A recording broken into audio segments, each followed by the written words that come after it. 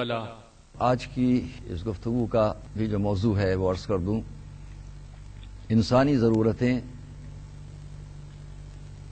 اور انسانی تمنائیں اور آرزوئیں اور ان کے وسائل سورسز، اس بارے میں سماج کیا کہتا ہے اور خود مذہب کیا تعلیم دیتا ہے، کیونکہ آج دنیا کے حالات جو ہم سب کے پیش نگاہ ہیں ان سے نظر بچا کے نکل جانا کسی بھی بیان میں ممکن نہیں ہے۔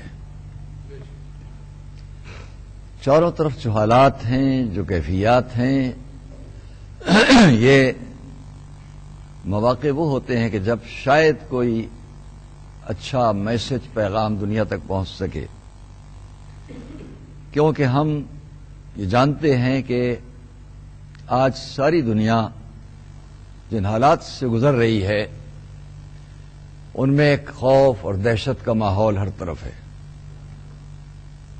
عزیزان گرامی، یہ خوف اور دہشت جس کو ہمارے یہاں آتنکواد کہتے ہیں، دنیا اسے دہشت گردی کہتی ہے، کیوں آج یہاں پر یہ دنیا ہے؟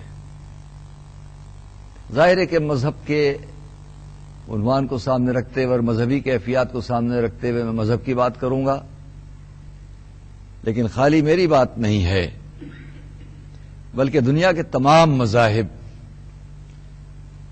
بات کو بہت مختصر وقت میں سمیٹنے کے لیے کہہ لوں کہ اگر ہم یہ دیکھیں کہ انسان کے ان مشکلات پر قابو پانے والے افراد کیا کہتے ہیں،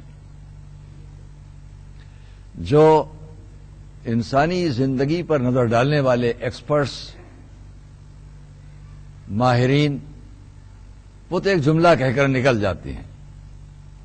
میں معاذ اللہ ان کے بڑے افکار اور بہت زیادہ ان کی تحقیقات پر کوئی طنز نہیں کر رہا ہوں، لیکن ایک جملہ جس میں سمیٹی جا سکتی ہے ان کی بات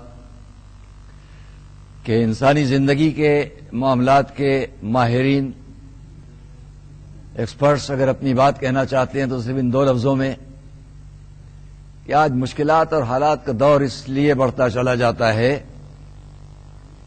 کہ انسان کی ضرورتیں لامحدود ہیں اور ان کو پورا کرنے کے وسائل اور سورسز بہت محدود اور لمیٹڈ ہیں۔ اگر اس ایک جملے میں ہم ان کی بات کو سمجھیں کہ انسان کی ضرورتیں لامحدود، ان کو پورا کرنے کے سورسز اور وسائل بہت لمیٹڈ، تو میں یہ عرض کروں گا، اور جس سے یہ میرا مجموعہ اور ہم خیال افراد ساری دنیا کے تائید کریں گے کہ ہم اس ایک چھوٹے سے جملے سے یا اس کے جتنے تشریحات ہوں اور جتنے تفصیلات ہوں ان سے ہم اتفاق نہیں کرتے۔ اگر یہی بات ہے تو آج سے قدیم تاریخ میں بھی انسان کی ضرورتیں تھیں اور وسائل اور بھی محدود تھے۔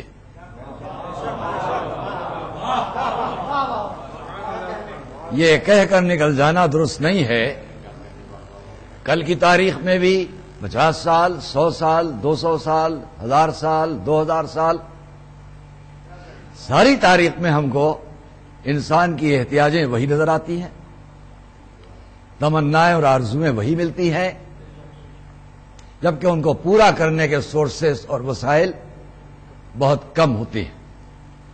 لیکن اس وقت مجھے کوئی خودکشی کرنے والا دستہ نظر نہیں آتا،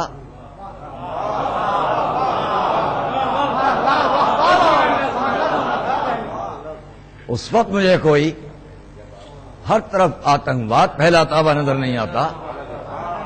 بے شک آمریت حکومت کے نام پر ڈکٹیٹرشپ، خوریزیاں، یہاں تک کہ مذہب کے نام پر بھی تاریخ بھری پڑی ہے، لیکن وہ لاؤ کہ جو اپنے آرزوؤں اور خواہشات یا مذہب کے اختلافات کے نام پر خودکشی کر رہے ہوں۔ یہ سوسائڈ بم جو آج ہے، یہ کل دوسروں کے مجمع میں گھس جانے کے بعد اپنی جان کیوں نہیں نثار کر رہا ہے؟ اپنی آرزوؤں اور تمناؤں کو پورا کرنے کے لیے. کیا وجہ ہے؟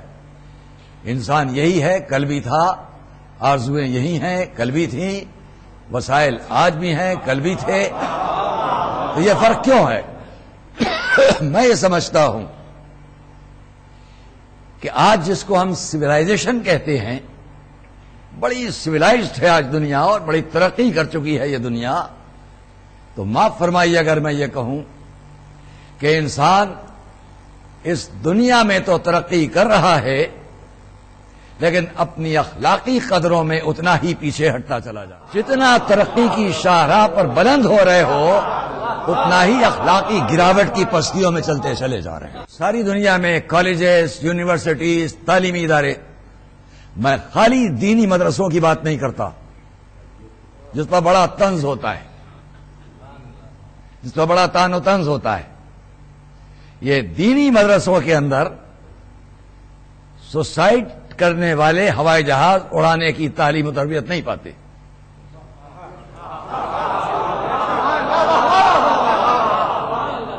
جو بلڈنگوں سے ٹکرا کر اتنی مہارت حاصل کرے کہ کہاں پر نشانہ بنانا ہے. تو اس کے پیچھے اگر انسانی ضرورتوں کو پورا کرنے کے وسائل پر بات ہے تو انسان کی اس گمراہی اور بے راہ روی کے وسائل کو بھی ڈھونڈنے کی بات ہے. یہ بھی ڈھونڈو کہ کہاں سے خرابی ہے. دیکھیے، اگر میں بات کو بہت طولانی راستے پر لے جاؤں تو غلط ہو جائے گا، بس سمیٹ کر اتنا کہوں، ہم اگر ان تمام تعلیمات کے دور میں ایجوکیشن، تعلیمی ادارے، ایجوکیشن انسٹیٹیوشن، ان میں جہاں بھی ہوں، چاہے وہ دینی ہو یا غیر دینی ہو، ہم اس میں اگر ایک سبجیکٹ ہر جگہ واجب اور لازم قرار دے دیں کہ انسان کی اپنی گھریلو سماجی زندگی کو کیسے پرامن رکھا جائے، تو نہ جانے کتنے فسادات خود ختم ہو جائیں گے. ذرا اس زندگی میں جاؤ جہاں باپ بیٹے کو نہیں پہچانتا، بھائی بھائی کو نہیں پہچانتا، بہن بھائی کو نہیں پہچانتی، شوہر زوجہ کے روابط کیا ہیں، تو سمجھ میں آ جائے گا کہ اصل ڈھانچہ انسان کا گھریلو زندگی سے بگڑ رہا ہے. پہلے اسے ٹھیک کرو کہ سارا سماج خود بنتا چلا جائے گا. ایک فقرہ ہے، جب تمہارے پاس فاضل مال بچے تو اس میں اللہ کا حق ہے،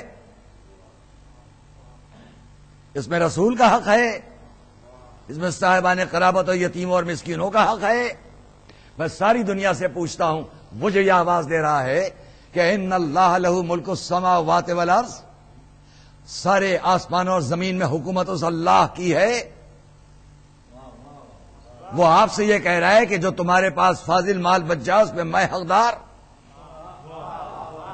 وَلِلَّهِ عَلَى النَّاسِ خُمُسُهُ، انسان پر واجب کہ وَلِلَّهِ عَلَى النَّاسِ خُمُسُهُ. یہ خمس میں وہ کہاں سے شریک ہو گیا اس صف میں جہاں رسول بھی ہیں، صاحبان قرابت بھی ہیں، صاحبان قرابت کے ساتھ ساتھ یتیم اور مسکین اور ابن سبیل سب ہیں. یہ وہ اس صف میں اپنا نام کیوں لا رہا ہے؟ صرف اس لیے وہ اپنا نام لا رہا ہے ساری ملکیت تو ساری کائنات میری ہے.